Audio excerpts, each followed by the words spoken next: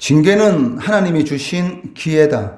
징계는 하나님이 주신 기회다라는 제목으로 말씀 전하겠습니다. 오늘 이 본문 말씀을 통해서 우리가 알 수 있는 것은 하나님은 이 삶의 고난과 어려운 일들을 통해서 하나님의 자녀들을 징계하시고 연단하신다는 것입니다. 이것을 다른 말로 표현하면 오늘 말씀 제목과 같이 징계는 하나님이 주신 기회다라고 표현할 수 있을 것입니다. 우리는 이 시험을 당할 때에 잘못된 이 결론을 내릴 때가 많습니다. 원하는 것하고 다른 방향으로 일이 진행될 때 우리는 하나님이 우리를 사랑하지 않는다고, 아니면 도대체 내가 뭘 잘못했다고 이런 일을 당하게 하시는가라고 원망하고 불평하고 분노의 감정을 보이기도 합니다. 그렇지만 히브리서 기자는 성도가 고난을 당할 때 낙심하지 말아야 되는 그 이유가 무엇인가? 오늘 이 본문을 통해서 우리들에게 권면하고 있다는 것입니다. 첫째는 징계는 우리가 하나님의 아들임을 드러내기 위함이다라고 말씀하고 있습니다. 히브리서 기자는 잠언 3장 11절, 12절의 말씀을 인용해서 오늘 본문 5, 6절에서 이렇게 말씀합니다. 내 아들아, 주의 징계하심을 경히 여기지 말며 그에게 꾸지람을 받을 때에 낙심하지 말라. 주께서 그 사랑하시는 자를 징계하시고 그가 받아들이시는 아들마다 채찍질 하심이라. 그리고 8절에서는 징계는 다 받는 것이거늘 너희에게 없으면 사생자요 친아들이 아니니라 라고 말씀하고 있습니다. 이 말씀을 통해서 우리가 알 수 있는 것은 그 하나님의 징계는 그 아들됨의 이 표시다, 즉 아들됨의 징표다라고 말을 할 수가 있다는 것입니다.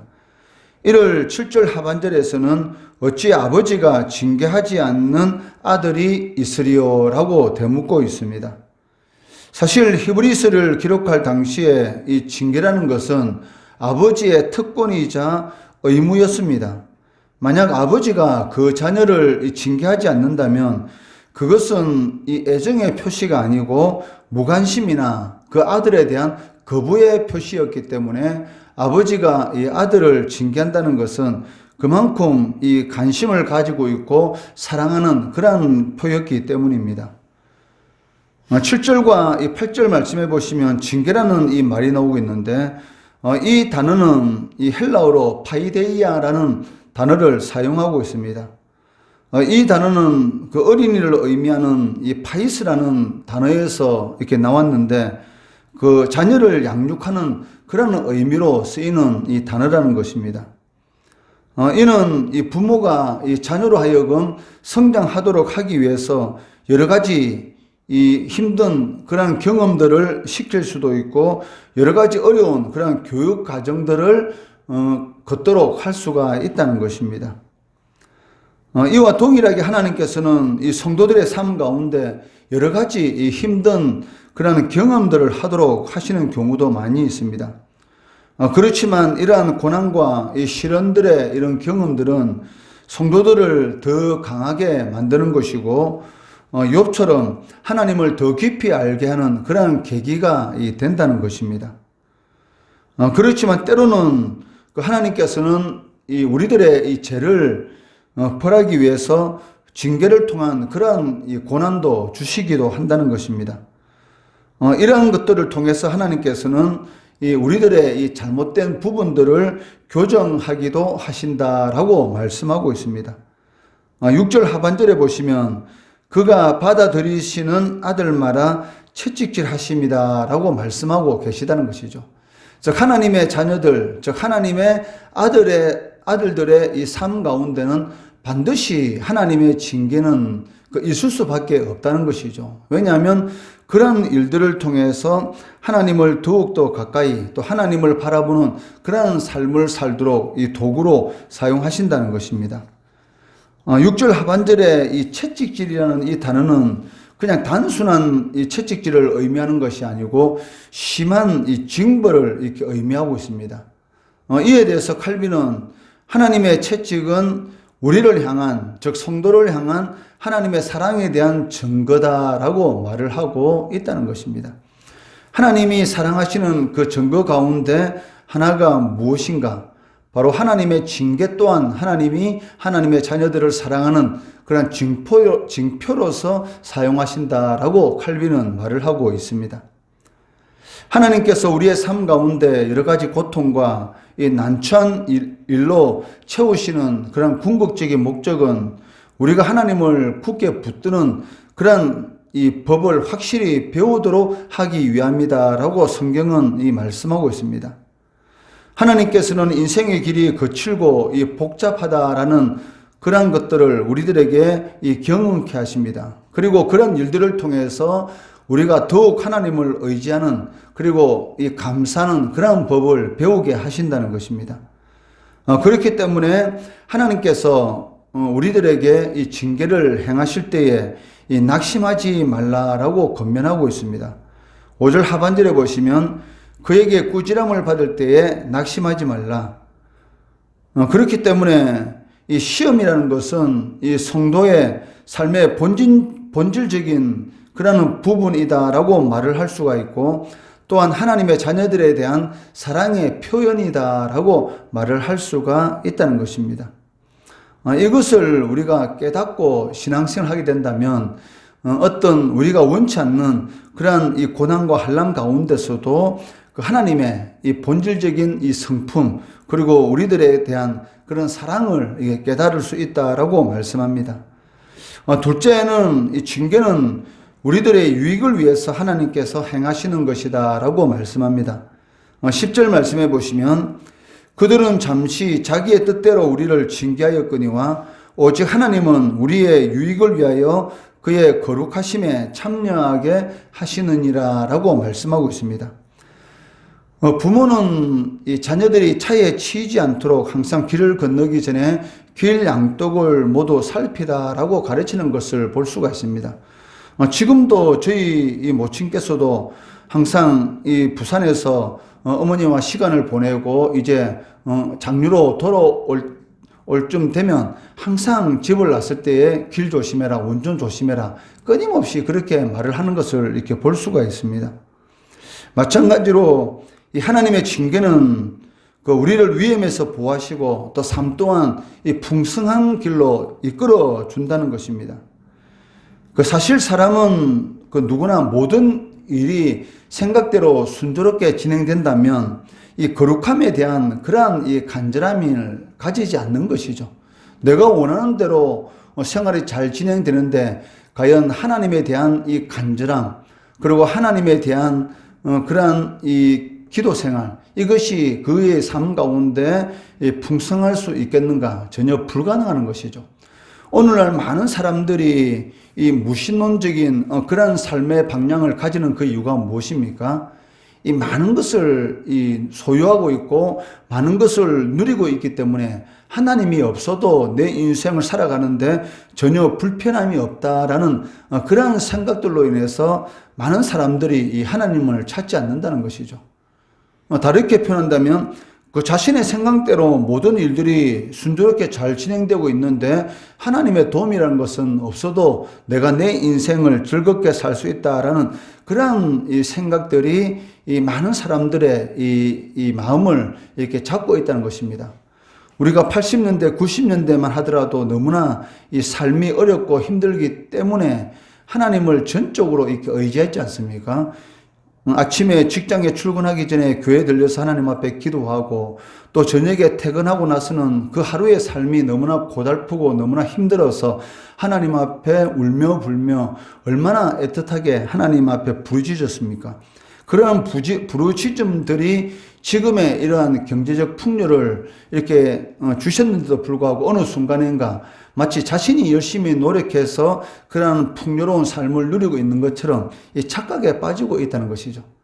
그래서 하나님을 기도하는 그런 기도의 삶들이 사라지기 시작했고 오늘날 이런 새벽 기도의 자리라든지 아니면 기도원이라든지 이런 자리가 텅텅 비어 있는 것을 볼 수가 있습니다.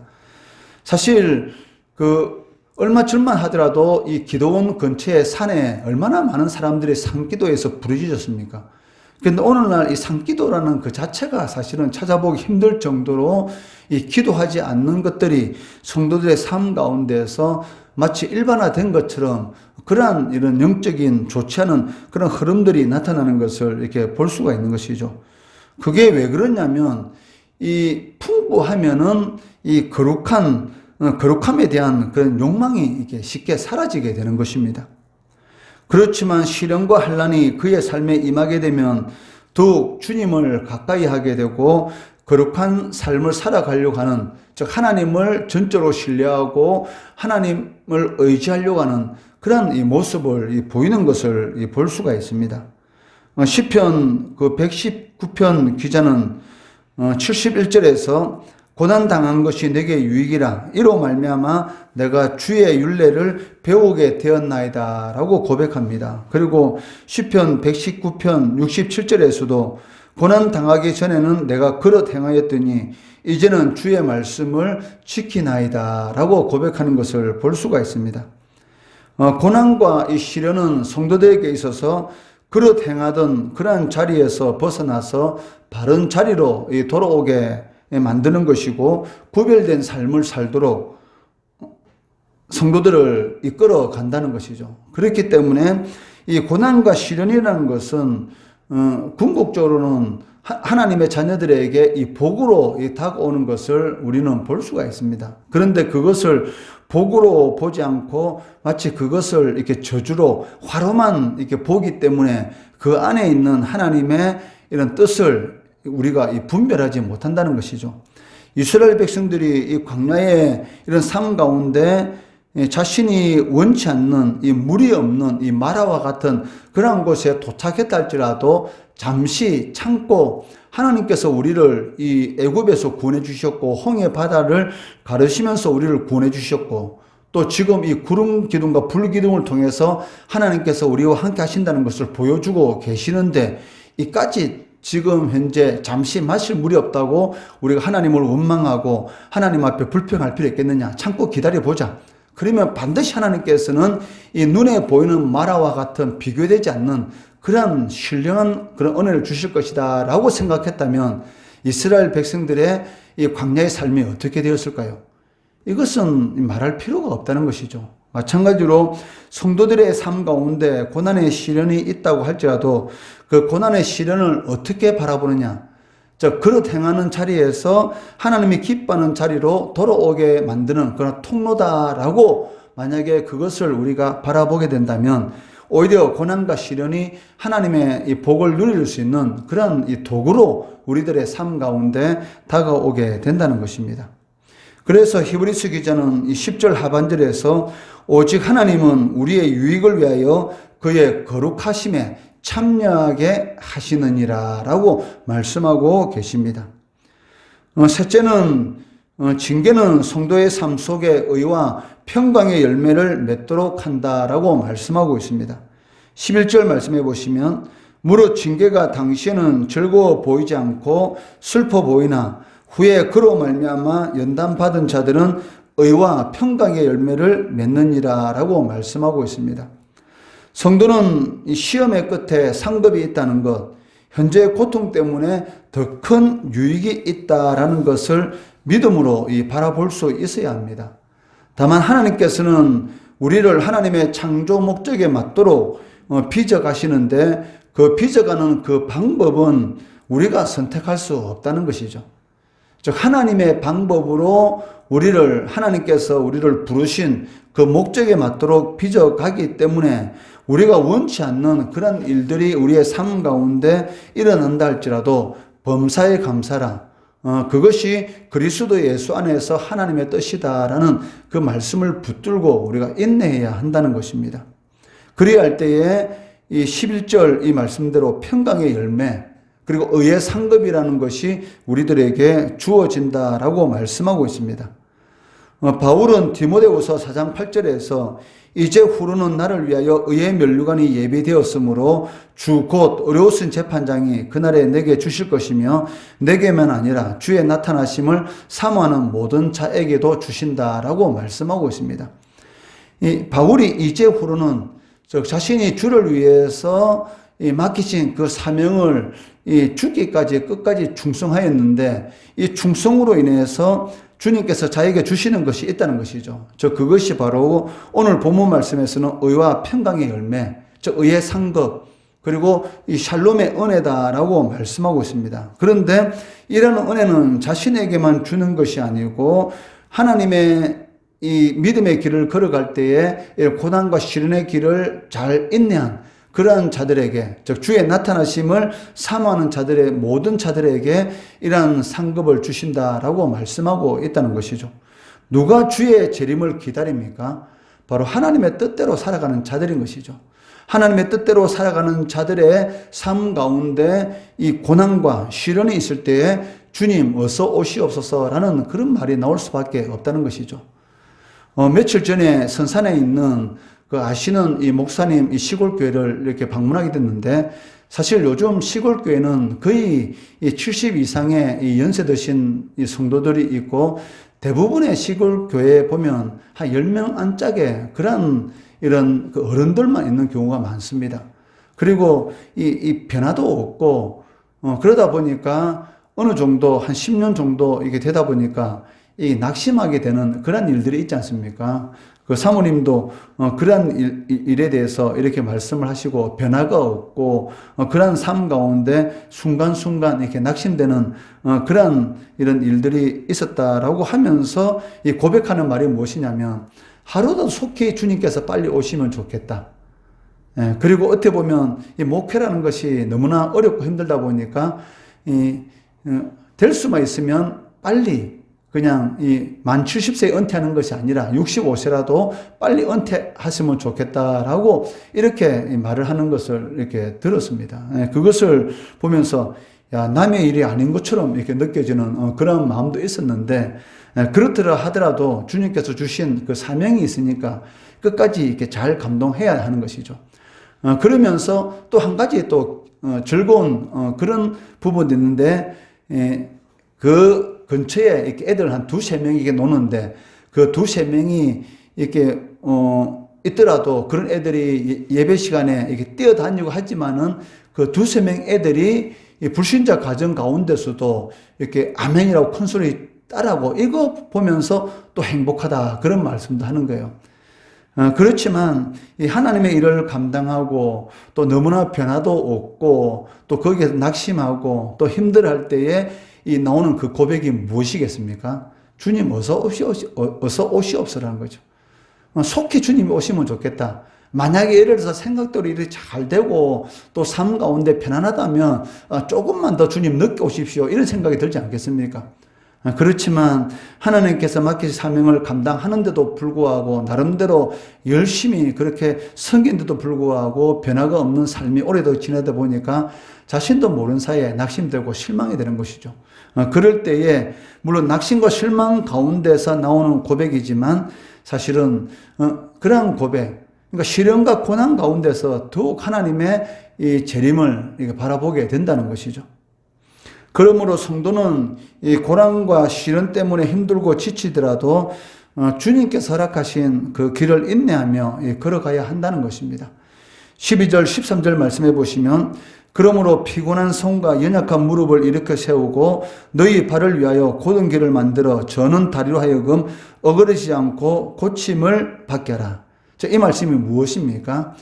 하나님께서 맡기신 그 믿음의 길, 그 사명의 길을 성도들이 걸어갈 때면 이 피곤한 손, 연약한 무릎, 저는 다리와 같은 그런 낙심하고 실망할 수밖에 없는 그런 일들이 반드시 있다는 것이죠. 이것은 이 목회뿐만이 아니고 성도들이 이 직장 생활을 한다든지 또 이런 인생의 길, 믿음의 길을 걸어가다 보면 그런 일들이 시시때때로 생기지 않습니까? 자녀 때문에 고통스러워할 때도 있고 또 경제적인 그런 어려움 때문에 고통스러워할 때도 있고, 지금 TV에서 나오는 그 완도의 그 세 가족, 그 사건을 보면서 얼마나 이 마음이 아픕니까? 물론 그 안에 과연 그 물속에 있는 그 바다 속에 있는 그 차 안에 과연 그 세 가족 있는가 없는가는 잘 모르겠지만, 만약에 그 안에 극단적인 선택을 한 그런 일이 있다면 그만큼 이 고통스러운 게 어디 있겠습니까? 얼마나 고통스러우면 그런 일을 했을까라는 이런 마음이 이렇게 느껴지면서 이 사람이 이 세상을 살아간다는 것이 너무나 힘들고 그런 어려운 일이 참 많은 것을 이렇게 볼 수가 있습니다. 이것은 신자나 불신자나 마찬가지인 것이죠. 그런데 우리 신자들에게 있어서는 큰 은혜가 있는 것이죠. 그것이 무엇입니까? 그런 고통과 낙심할 수밖에 없는 그런 상황 가운데에서 일으켜 세우시는 그런 하나님의 은혜가 있다는 것이죠. 그렇기 때문에 우리의 삶 가운데 이 생각대로 진행되지 않는 그러한 일들 때문에 힘들고 지치는 그러한 일이 있다 할지라도 인내하고 그리고 그 길을 이 저는 다리를 어그러지지 않도록 힘을 주어 다시 일어서게 되면 반드시 하나님께서는 이 세상에 줄 수 없는 그런 아버지가 자녀를 징계를 통해서 더욱 이런 하나님이 기뻐하는 그런 길로 세워가는 그런 은혜를 이렇게 누리게 된다는 것입니다. 하나님께서 우리의 삶 가운데 이 징계를 허락하시는 것이죠. 우리의 삶 가운데 시련과 고난을 허락하시는 그런 이유가 있습니다. 첫째는 우리가 하나님의 아들이라는 그런 징표로서의 허락하시는 것이고, 둘째는 우리의 유익을 위해서라는 것입니다. 셋째는 성도의 삶 속에 의의 상급과 이 평강의 열매를 맺도록 하기 위해서 이 징계, 이 고난과 시련을 성도들의 삶 가운데 허락하신다라고 말씀하고 있습니다. 그렇기 때문에 혹 원치 않는 그런 일들이 우리의 삶 가운데 일어난다 할지라도 그런 일들, 크고 작은 그런 일들을 통해서 또 선을 이루어 가시는 하나님이시고 좋으신 하나님이시기 때문에 눈에 보이는 고난을 바라보는 것이 아니라 고난 뒤에 있는 그 영광을 바라보시고 이 어그러져 있는 그런 다리에 힘을 주시고 또 새로 일어서면서 하나님의 기뻐하는 그 믿음의 길, 승리의 길 끝까지 잘 걸어가시는 우리 성도 되시기를 주의 이름으로 축원합니다.